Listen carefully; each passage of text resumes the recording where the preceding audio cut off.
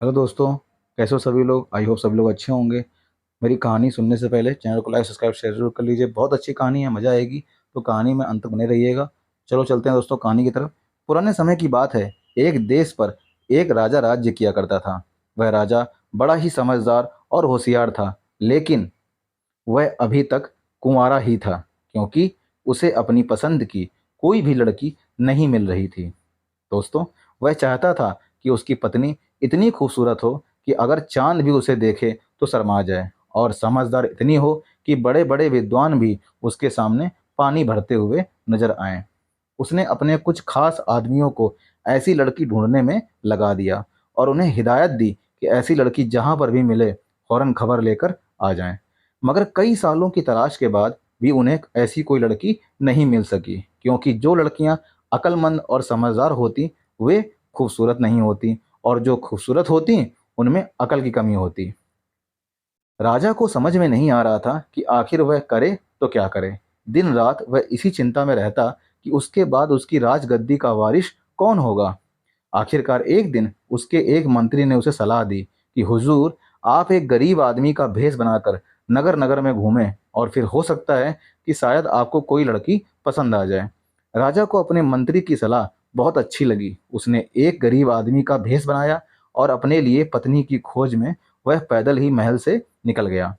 अभी वह नगर के बाहर निकला ही था कि रास्ते में उसे एक किसान मिल गया, जो अपने गांव की ओर जा रहा था। राजा ने उसे राम राम किया तो किसान ने भी उसे राम राम किया। तभी राजा बोला कि भाई, पैदल क्यों चल रहे हो? आओ मेरे साथ सवारी कर लो। किसान ने सिर से लेकर पांव तक राजा को देखा और हैरान होते बोला, अरे भाई, तुम तो खुद ही पैदल चल रहे हो, तुम मुझे अपनी सवारी पर कैसे बिठाओगे? राजा ने उसकी बात का कोई जवाब नहीं दिया, और फिर वो दोनों चुपचाप साथ साथ चलने लगे। कुछ दूर ही चलने पर वे दोनों एक खेत के पास से गुजरे, जिसमें गेहूं की फसल खड़ी हुई झूम रही थी। किसान ने कहा, कितनी शानदार फसल है। राजा बोला, हाँ, फसल तो बहुत अच्छी है, लेकिन पता नहीं कि यह कटी हुई है या बिना कटी। किसान चलते चलते रुक गया और चिल्ला कर बोला, अरे भाई, तुम्हें दिखाई नहीं देता कि यह फसल कटी हुई है या बिना कटी हुई? राजा ने धीरे से कहा कि भाई, बहुत सी बातें ऐसी होती हैं जो होती कुछ और हैं, लेकिन दिखाई कुछ और देती हैं। बेचारे किसान की समझ में यह बात बिल्कुल भी नहीं आई। वह चुपचाप आगे ही चलता रहा। अभी वे दोनों थोड़ी ही दूर चल पाए थे कि सामने से एक अर्थी जाती हुई दिखाई दी। लोग एक मुर्दे को शमशान घाट की ओर ले जा रहे थे। राजा ने अर्थी की तरफ देखा और किसान से पूछा कि यह बताओ कि यह आदमी जिंदा है या मुर्दा? किसान ने फिर हैरानी से राजा की तरफ देखा और कहने लगा कि अरे भले आदमी, तुम्हें दिखाई नहीं देता? अगर यह जिंदा होता तो इसे शमशान घाट क्यों ले जाया जाता? जरूर तुम्हारे दिमाग का कोई पेंच ढीला है। इसके बाद वे दोनों फिर से आगे बढ़ने लगे। चलते चलते शाम हो गई। अब किसान का गांव आ चुका था।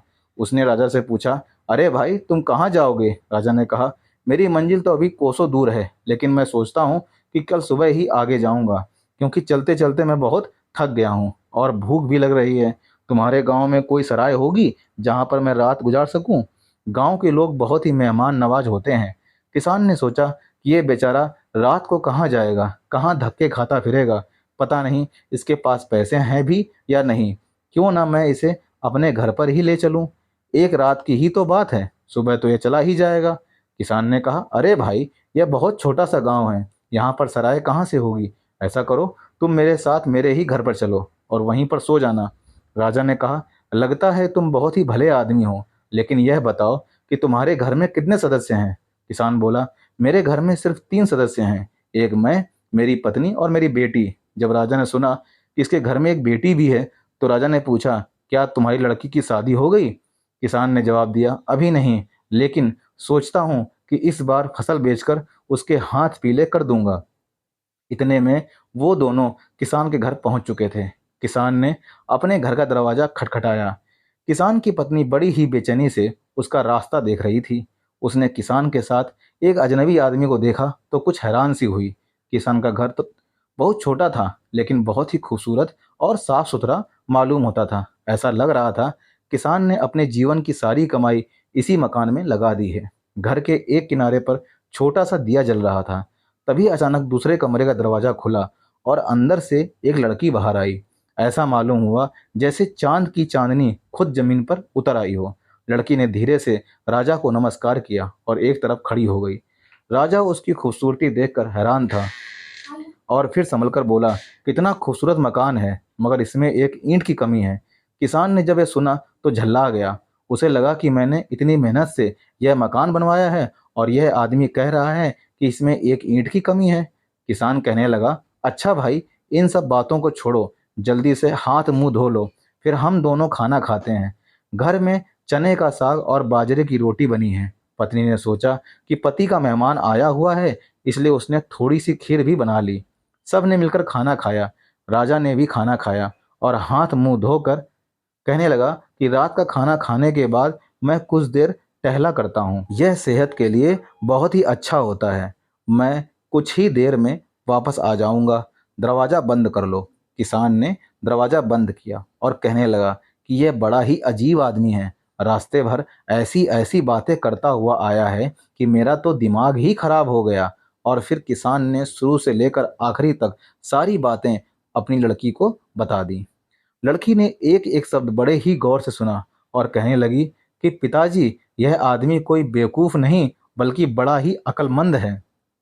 किसान झल्ला कर बोला, अरे बिटिया, जरा सोच तो, मैं भी पैदल आ रहा था और यह आदमी भी पैदल आ रहा था कि इसने मुझसे कहा कि पैदल क्यों चल रहे हो, आओ मेरे साथ सवारी कर लो। ऐसी बात भला कोई अक्लमंद आदमी कैसे कर सकता है। लड़की धीरे से मुस्कुराई और कहने लगी, पिताजी, उसका यह कहना बिल्कुल सही था। जब कोई आदमी सफ़र करता है तो थोड़ा सा फासला भी बहुत लंबा मालूम पड़ता है, लेकिन अगर दो आदमी साथ साथ चलें तो बातें करते करते लंबा सफ़र भी कम लगने लगता है। सवारी में बिठाने का उसका मतलब यही था कि आओ मेरे साथ चलो और हम दोनों बातें करते हुए चलेंगे तो तुम्हें थकान महसूस नहीं होगी और तुम यूं समझोगे जैसे कोई सवारी पर जा रहे हो।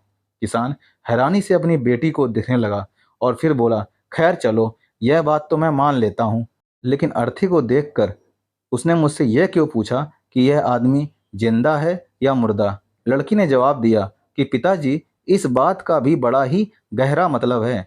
अगर कोई बहुत ही ईमानदार, अच्छा और लोगों की भलाई करने वाला इंसान मरता तो लोग उसके मरने के बाद भी उसे याद रखते हैं। वह लोगों की यादों में भी जिंदा रहता है। लेकिन इसके अलावा जब दूसरे लोग मरते हैं तो लोग उसके मरने के कुछ दिनों बाद ही उसे भूल जाते हैं। उसके पूछने का मतलब यही था कि मरने वाला यह इंसान किस तरह का इंसान है। यह सुनकर किसान हक्का बक्का सा रह गया और फिर उसे एक बात और याद आ गई। वह कहने लगा, लेकिन इसने खड़ी फसल को देखकर यह क्यों पूछा कि यह कटी हुई है या बिना कटी हुई। लड़की बोली, बात यह है पिताजी, कुछ किसान फसल के कटने से पहले ही उसे बेच देते हैं। हो सकता है कि उस खेत के मालिक ने भी अपनी फसल पहले ही बेच दी हो। इस हालत में तो फिर उसके लिए यह खेत की फसल कट ही चुकी है और उसने फसल का दाम भी वसूल कर लिया होगा। किसान ने हैरानी भरी नज़रों से अपनी बेटी को देखा और फिर अपना सिर धुनते हुए बोला, हो सकता है बेटी कि तुम्हारी यह बात भी ठीक हो, लेकिन इसने मेरे मकान के बारे में यह क्यों कहा कि मकान तो बहुत खूबसूरत है, लेकिन इसमें एक ईंट की कमी है। लड़की कुछ झल्लाई और फिर शर्मा कर बोली, पिताजी, यह बात उसने मकान के लिए नहीं कही बल्कि मेरे लिए कही थी, क्योंकि मेरे आगे का एक दांत टूटा हुआ है। जब मैं बात करती हूँ तो यह खिड़की साफ दिखाई देती है। मकान मैं हूँ और ईंट मेरा दांत है। उधर राजा असल में सैर करने के लिए नहीं गया था, बल्कि वह तो दरवाजे पर ही खड़ा था और उनकी बातें सुन रहा था। लड़की ने जब अपनी बात खत्म की तो राजा ने दरवाज़ा खटखटाया। किसान ने दरवाज़ा खोला और कहने लगा, अरे भाई, तुम तो कोई बहुत ही पहुँचे हुए विद्वान मालूम होते हो। राजा ने कहा कि मैं इस राज्य का राजा हूँ और ईश्वर का धन्यवाद है कि मुझे जिस तरह की पत्नी चाहिए थी वह आज मुझे मिल ही गई। यह कहकर राजा ने अपनी कमर में बंधी हुई एक थैली खोली, उसमें से 100 सोने की असरफियां निकाली और किसान को देते हुए कहा, इन असरफियों से अपनी लड़की के लिए कपड़े और गहने बनवाओ। ठीक एक हफ्ते के बाद मैं बारात लेकर आऊँगा। फिलहाल मैं महल वापस जा रहा हूँ। किसान और उसकी पत्नी हैरानी से एक दूसरे का मुंह देख रहे थे। उनकी समझ में नहीं आ रहा था कि यह कोई सपना है या हकीकत। राजा अपने महल लौट आया और उसने अपने मंत्री को शादी की तैयारियां करने का आदेश दिया। ठीक 1 हफ्ते बाद राजा की शाही बारात उस गांव में आई, मानो जंगल में मंगल हो गया हो। 4 दिन तक उस गांव में ऐसी चहल पहल रही कि लगता था कोई उत्सव मनाया जा रहा हो। दूर दूर तक के गांव को दावत दी गई। लोगों में इतना धन बांटा गया कि 20-20 कोस तक दूर कोई आदमी गरीब नहीं रहा। राजा ने विवाह किया और अपनी सुंदर और खूबसूरत रानी को लेकर महल में वापस आ गया। लड़की के माता पिता भी बहुत खुश थे कि उनकी बेटी एक महल की रानी बन गई है। लड़की भी खुश थी कि उसे पति के रूप में एक राजा मिल गया है, और साथ ही साथ राजा भी खुश था कि उसे उसकी पसंद की रानी मिल गई है। दोस्तों, कहानी कैसी लगी कमेंट करके जरूर बताइएगा, और चैनल पर नया हो तो चैनल को लाइक सब्सक्राइब शेयर कर लो भाई, और साथ ही साथ बेल आइकन को प्रेस कर दो ताकि मेरी सारी की सारी स्टोरीज आपको आपके चैनल पे सबसे पहले दिखाई दें। मिलते हैं इसी तरह की सच्ची और अच्छी कहानी में। तब तक के लिए दोस्तों, जय हिंद जय भारत।